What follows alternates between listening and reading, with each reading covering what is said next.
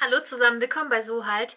Hier geht es um das Thema Selbstbräuner, aber nicht nur, sondern ich möchte ausprobieren, ob man einen Unterschied sieht, wenn man den Selbstbräuner mit dem Gummihandschuh oder wirklich mit dem richtigen Flauschhandschuh aufträgt, und das teste ich jetzt live.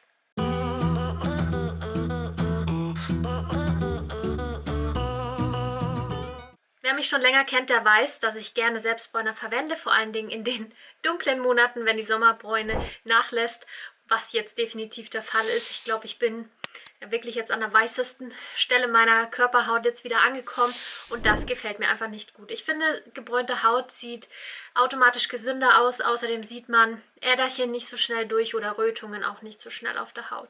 Dazu habe ich auch schon mal ein ganz ausführliches Tutorial gemacht, wie ich den Selbstbräuner auf meinem Körper auftrage. Also wirklich Schritt für Schritt. Den Link setze ich dir oben in diesen Infobutton und unten auch nochmal in die Infobox mit rein. Außerdem gab es vor kurzem von mir ein Video zum Selbstbräuner auftragen im Gesicht, auch ein Tutorial, wo ich dir das Schritt für Schritt zeige. Und das ist das gebräunte Ergebnis in meinem Gesicht. Ich bin sehr, sehr zufrieden. Und dann habe ich mir eben diese Frage gestellt, gibt es hier wirklich einen Unterschied? Ich habe es mal mit diesem Schwämmchen aufgetragen und mal mit dem Gummihandschuh, aber ich habe noch nie den direkten Vergleich gemacht und diese Frage habe ich mir eben jetzt gestellt und deswegen habe ich das ausprobiert.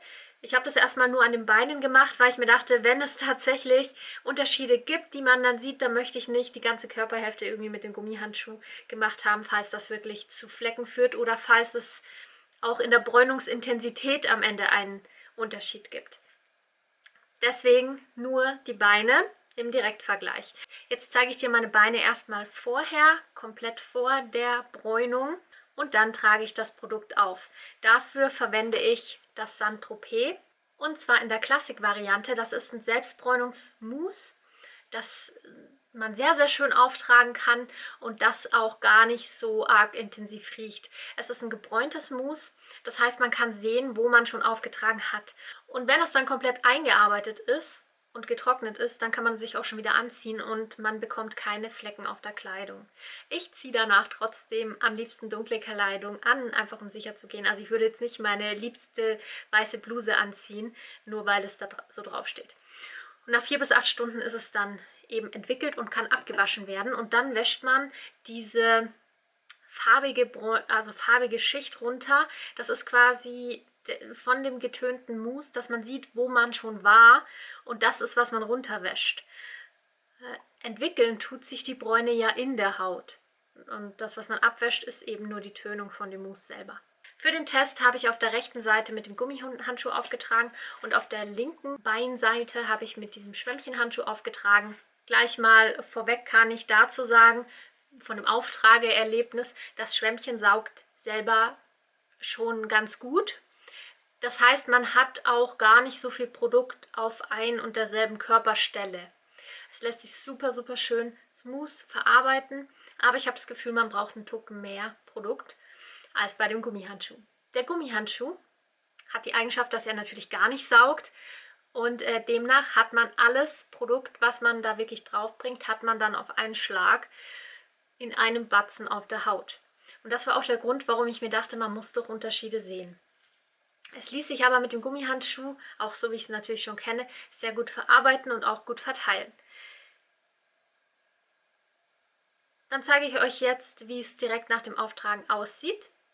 Und da habe ich schon mal gar keinen Unterschied sehen können, also beide Seiten sehen gleich aus. Dann habe ich den Selbstbräuner über Nacht einwirken lassen und habe am nächsten Tag geduscht und zeige euch jetzt das Ergebnis danach, also nach der vollständigen Entwicklung. Und ich finde, ich sehe keinen Unterschied, also tatsächlich, anders als ich es erwartet hätte, liefern beide Varianten das identische Ergebnis und dann ist es einfach nur eine Frage der Vorliebe, was man lieber verwendet. Diesen Schwamm muss man sich extra kaufen, also der war bei meinem Produkt, als ich es bestellt habe, nicht mit dabei. Ist natürlich teurer als die hier. Die hier haben natürlich den Umweltaspekt, dass man ihn natürlich nach einmal anwenden wegwirft und den kann man auswaschen. Ich denke, das ist einfach eine Frage, für was man lieber steht und was man dann lieber verwenden will. Aber vom Ergebnis her, Leute, erstaunlicherweise absolut gar kein Unterschied. Ich hoffe, dieser Test hat dir gefallen und konnte dir Aufschlüsse bieten. Vielleicht hast du dir diese Frage auch schon mal gestellt oder vielleicht noch nie und hast jetzt nur gedacht, ach ja, stimmt, habe ich mich noch nie gefragt.